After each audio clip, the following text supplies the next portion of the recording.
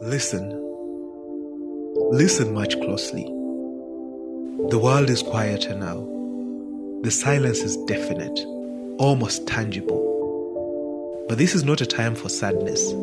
This world in which we have made many memories, lived some incredible experiences, and enjoyed fantastic moments, presents us with a new challenge. It's a time to reflect, a time to stop, pause, so we can play again. It is a time to think about everyone, but meet no one.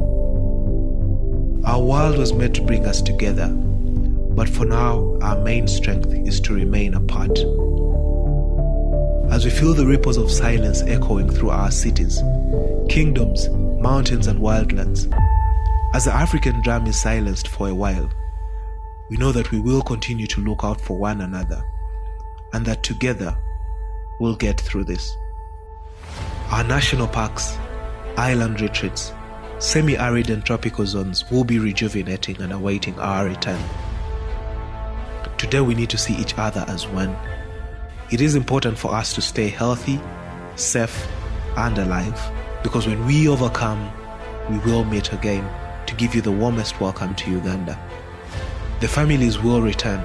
Journeys and safaris of all nationalities will feel these lands again, from the source of the Nile to the cradle of the Alps and the snowy peaks of the mountains of the moon.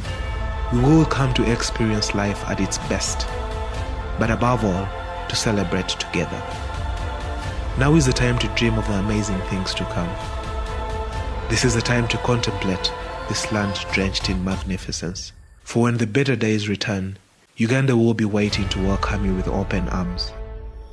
Don't travel now, so you and your loved ones are able to enjoy our incredible destination tomorrow, the Pearl of Africa.